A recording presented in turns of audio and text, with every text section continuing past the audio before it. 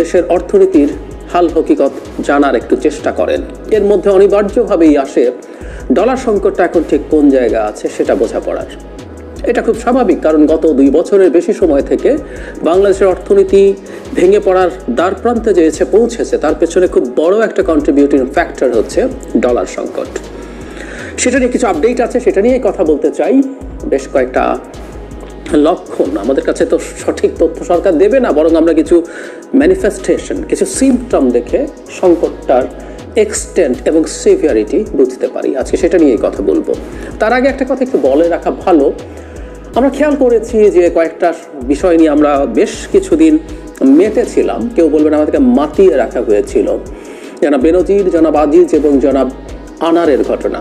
জনাব আজিজকে নিয়ে অবশ্য সরকার তেমন কিছু না, এটা আমেরিকা থেকে আসা স্যাংশন, মানুষ কথা বলেছে। কিন্তু বাকি দুটো ঘটনা নিয়ে কেউ কেউ বলছেন এটা আমাদের মনোযোগকে ডাইভার্ট করার একটা চেষ্টা থেকে করা হচ্ছে। আমি ব্যক্তিগতভাবে আসলে খুব মনে করি না, কারণ হলো এই ঘটনাগুলো দিয়ে যেসব বাস্তবতা আপনি সামনে আনছেন সেটা দিয়ে সরকারের বিরাট সংকটের প্রশ্ন সামনে আসে। সুতরাং এটা এনে সরকার তো গেইন করছে আমি মনে করি না। আর অর্থনৈতিক সংকট ডাইভার্ট, নানান ইস্যুস কথা বলছি, এর মধ্যে একটা কথাকে অনেকেই বলছেন যে অর্থনৈতিক সংকট থেকে মনোযোগ ডাইভার্ট করার চেষ্টা করা হচ্ছে, কিন্তু অর্থনৈতিক সংকটটা যে জায়গায় এসে পৌঁছেছে, যে জায়গার দিকে যাচ্ছে, কোনো কিছু দিয়ে আসলে এটাকে আর দাবিয়ে রাখা যাবে না, এটা নিশ্চিত থাকতে পারি আমরা। যাই হোক, একটু কথা বলি। কয়েকটা, ওই যে বললাম, কয়েকটা ম্যানিফেস্টেশন আছে, সেটা নিয়ে কথা বলে তারপর আমি আমার ইন্টারপ্রিটেশনের কথা বলবো।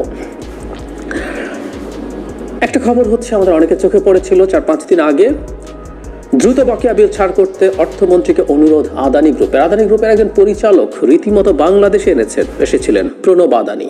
এসে উনি অর্থমন্ত্রীর সাথে দেখা করেছেন এবং তাদের বকেয়া বিল পরিশোধ করতে বলেছেন। কিছুদিন আগেই ভারতের বিদ্যুৎ বিল বকেয়া নিয়ে একটা ভিডিও করেছিলাম, যেখানে আমি দেখিয়েছি যে আদানি সাথে আরও কেউ, ত্রিপুরা, বিভিন্ন জায়গা থেকে তো বাংলাদেশ বিদ্যুৎ কেনে, বিরাট একটা বকেয়া ওখানে পড়ে গেছে। এবং ত্রিপুরার যে কোম্পানি বাংলাদেশকে বিদ্যুৎ সাপ্লাই করে, তারা তখন ভারতের একটা সংবাদ সংস্থার সাথেও কথা বলেছে। এই কথা বলাটা মানে আরও স্পষ্ট করে দেয় এবং আন্তর্জাতিকভাবে আলোচনার বিষয় করে দেয় যে বাংলাদেশ বিদ্যুৎ বিল দিতে পারছে না। এবং আমরা একই সাথে এটাও বলেছিলাম, এটাও বুঝি যে ভারতের সাথে অতি খাতিরের কথা বলা হচ্ছে। সেই ভারতও আসলে এই জায়গায় কোনো ছাড় দিচ্ছে না। জনাব আদানি তো মোদির প্রধান অলিগার্ক, তাদেরকে একটু থামো, একটু ধৈর্য ধরো না, তারা এখন রীতিমতো চলে এসে চাপ দিচ্ছে।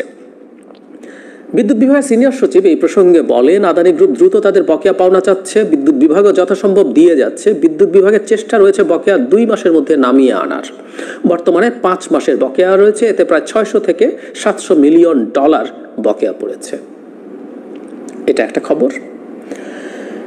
দ্বিতীয় খবরটা হচ্ছে আমেরিকার একটা প্রতিনিধি দল, ব্যবসায়ীদের এবং বিভিন্ন প্রতিনিধি মিলে একটা প্রতিনিধি দল বাংলাদেশে এসছে। তারা এসে অনেক রকম কথাবার্তা বলছে, তার মধ্যেও আমেরিকান কোম্পানিরা যে তাদের লভ্যাংশ নিতে পারছে না, সেটা নিতে পারা তাগাদা দেওয়ার কথা বলেছে। একটু পড়ি। একজন কূটনীতিক প্রথম আলোকে জানান, সম্প্রতি ঢাকা সফরের সময় মার্কিন সহকারী পররাষ্ট্রমন্ত্রী ডোনাল্ড লু ডলার সংকটের কারণে তার দেশের ব্যবসায়ীদের লভ্যাংশ এখানে আটকে থাকার প্রসঙ্গ তোলেন। আর ডোনাল্ড লুর সফরের ঠিক আগের দিন ঢাকায় যুক্তরাষ্ট্রের রাষ্ট্রদূত পিটার হাস বাংলাদেশ ব্যাংকে গিয়ে গভর্নরের সঙ্গে বৈঠক করেন।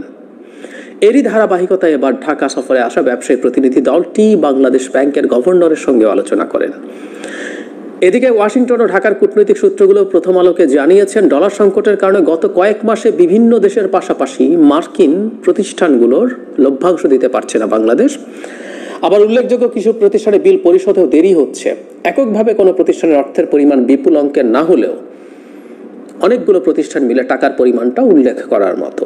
ফলে বাংলাদেশের ডলার সংকটের কারণে সৃষ্টি হওয়া সমস্যা মার্কিন প্রতিষ্ঠানগুলোকে ভাবিয়ে তুলছে। এটা হলো আমেরিকা। তার মানে আমেরিকায় লু আসলেন, পিটার হাস কথা বলেছেন বাংলাদেশ ব্যাংকে গিয়ে। এরও আগে পিটার হাস টিভির সাক্ষাৎকারে, বাংলাদেশের টিভির সাথে সাক্ষাৎকার দিয়েছিলেন, সেখানেও তাদের এই কোম্পানিগুলোর বকেয়া পাওনা না পাওয়ার কথা বলছেন। মানে বকেয়া তো না, আসলে কেউ কেউ বকেয়া পান আর কারো কারো লাভ করেছেন, সেই টাকা নিয়ে যেতে পারছেন না। শেভরনের টাকা নিয়ে যেতে পারছেন না, জনাব পিটার হাস শেভরনের কথা ক্লিয়ারলি বলেছিলেন। সো তারপর একটা ব্যবসায়ী প্রতিনিধি দল আসলো, তারা চাপ দিচ্ছে, বুঝতেই পারছে পরিস্থিতিটা কি।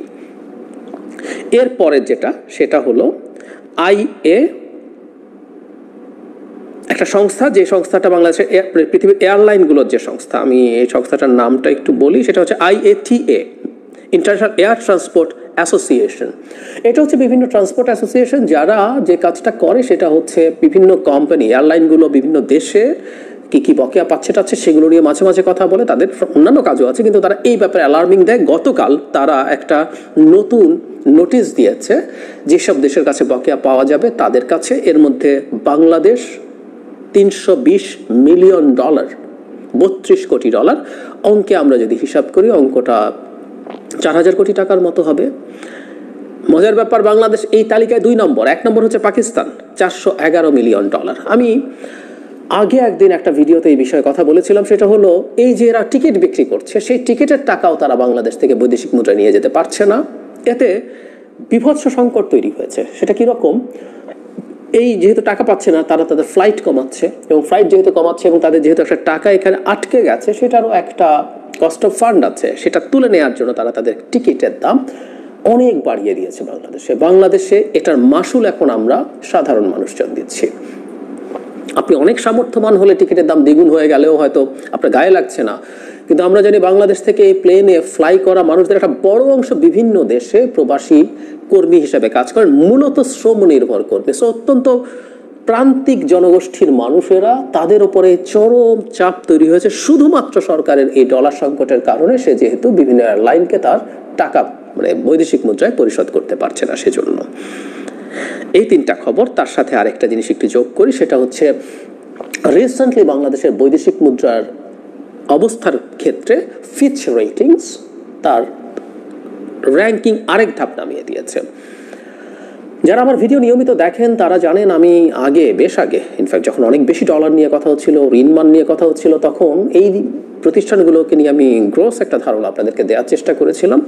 আমি ভিডিওটা খুঁজে পেলে আবার মন্তব্যে দিয়ে দেবো, যারা দেখেননি তারা দেখবেন। সেটা হচ্ছে এগুলো আসলে কতগুলো ঋণমান সংস্থা, ফিচের কথা বলছি এখন, ফিচ নিয়ে তারা তাদের একটা পূর্বাভাস দিয়েছে। অনেক রকম এরকম ঋণমান সংস্থা আছে যারা যে কারো র্যাঙ্কিং করে, রেটিং করে যে আপনি কাউকে লোন দেবেন কিনা। অনেক আছে, কিন্তু 3টাকে সর্বোচ্চ বেশি প্রেস্টিজিয়াস মনে করা। এর মধ্যে ফিচ তো একটা আছে, মুডিজের কথা আমরা শুনেছি, S&P একটা আছে, স্ট্যান্ডার্ডস অ্যান্ড পুয়ার, S&P। তো এই 3টাকেই সবচেয়ে স্ট্যান্ডার্ড ধরা হয়, যারা অনেক বেশি ক্রেডিবল, তাদের কাছে ডেটা প্রচুর আছে, তাদের অ্যানালিসিস ভালো। সেই কারণে ফিচ যা বলছে বাংলাদেশের ঋণমান কমিয়ে আনার ক্ষেত্রে, ফিচ রেটিং বলছে ঋণমান B+ নামিয়ে আনা হয়েছে কারণ বাংলাদেশের বৈদেশিক মুদ্রার রিজার্ভ দীর্ঘমেয়াদে দুর্বল। বাংলাদেশ রিজার্ভ ক্ষয় ঠেকাতে অনেক ব্যবস্থা নিল, এই পরিস্থিতির শিগগিরই উন্নতি ঘটতে যাচ্ছে না। তাই অর্থনীতির বহিস্থ খাতে ধাক্কা লাগলে বাংলাদেশ আরও অরক্ষিত হয়ে পড়বে। 2022 সাল থেকে বিদেশি মুদ্রা রিজার্ভের পতন ঠেকাতে বাংলাদেশ যেসব ব্যবস্থা নিয়েছে তা যথেষ্ট নয় বলে মনে করে ফিচ রেটিংস। এসব নীতির কল্যাণে অভ্যন্তরীণ বাজারে ডলার সংকট মোকাবেলা করাও সম্ভব হয়নি। এখন যে ক্রলিং পেগ পদ্ধতি গ্রহণ করা হয়েছে তাতে মুদ্রার বিনিময় হারের নমনীয়তা বাড়বে, তবে এই নীতির কল্যাণে যে বিদেশি মুদ্রা বাজারের সংকট মোকাবেলা করা যাবে বা রিজার্ভের উল্লেখযোগ্য উন্নতি হবে তা পরিষ্কার নয়।